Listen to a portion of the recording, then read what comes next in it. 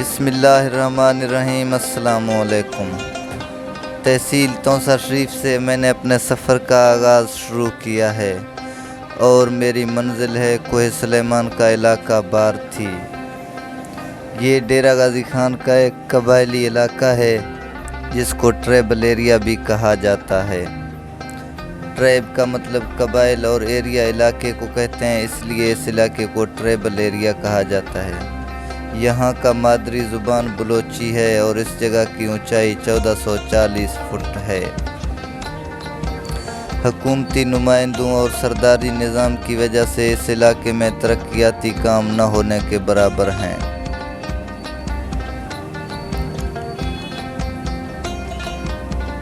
اس علاقے کا زیادہ تر حصہ خشک اور بنجر پہاڑوں پر مشتمل ہے اور یہاں پہ پانی کی شدید قلت ہے کیونکہ زیر زمین پانی کی سطح بہت نیچے ہے۔ سابق وزیر اعلیٰ سردار عثمان احمد خان بزدار کا تعلق بھی اسی علاقے سے ہے اور اس لیے یہ علاقہ بزدار قبیلے کا ہیڈ کوارٹر بھی ہے، کیونکہ بزدار قوم کے سرداروں کا قائم مقام بھی ہے۔ یہ ایک بیکورڈ علاقہ تھا، لیکن عثمان بزدار کا وزیر اعلیٰ بننے کے بعد یہاں کافی حد تک ڈیولپمنٹ کے کام ہوئے ہیں، لیکن پانی کی قلت کا اب بھی لوگوں کو کچھ علاقوں میں یہاں سامنا ہے۔ یہاں پہ ایک ڈیم کی منظوری دی گئی ہے، لیکن ابھی تک اس پہ کام شروع نہیں ہوا۔ بلوچستان اور پنجاب کو ملانے والی شاہراہ پہ کام شروع ہے۔ اس سے پہلے یہاں کے روڈ دشوار گزار اور کچے راستے ہوا کرتے تھے۔ اس علاقے کے لوگ سادہ مزاج، پرامن اور باشعور ہیں۔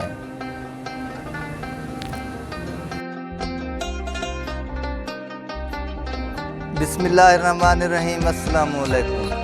تو فائنلی ہم لوگ پہنچ چکے ہیں تحصیل کوہ سلیمان کے علاقے بارتھی میں۔ یہ سابق وزیر اعلیٰ پنجاب سردار عثمان بزدار کا آبائی علاقہ ہے اور جس جگہ پہ، جس شاہراہ پہ اس وقت ہم موجود ہیں، یہ یہاں پہ ایک پل بنی ہوئی ہے۔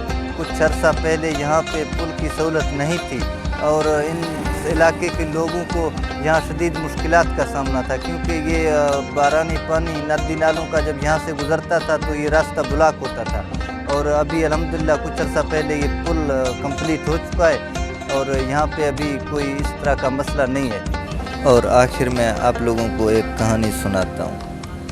ایک والد نے اپنی وفات سے قبل اپنے بیٹے سے کہا کہ یہ گھڑی میرے والد صاحب نے مجھے دی تھی، جو کہ 200 سال پرانی ہے، لیکن اس سے پہلے کہ یہ میں تمہیں دوں، کسی سونار کے پاس اسے لے جاؤ اور ان سے کہو کہ میں اسے بیچنا چاہتا ہوں، پھر دیکھو وہ اس کی کیا قیمت لگاتا ہے۔ بیٹا سونار کے پاس گھڑی لے گیا، واپس آ کر اس نے والد کو بتایا کہ سونار اس کی قیمت 2500 لگاتا ہے کیونکہ یہ بہت پرانی ہے۔ والد نے کہا کہ اب گروی رکھنے والے کے پاس اسے لے جاؤ۔ بیٹا اسے گروی کی دکان پر لے گیا۔ اس نے گھڑی کی قیمت 1500 لگائی ہے کیونکہ یہ بہت زیادہ استعمال شدہ تھی۔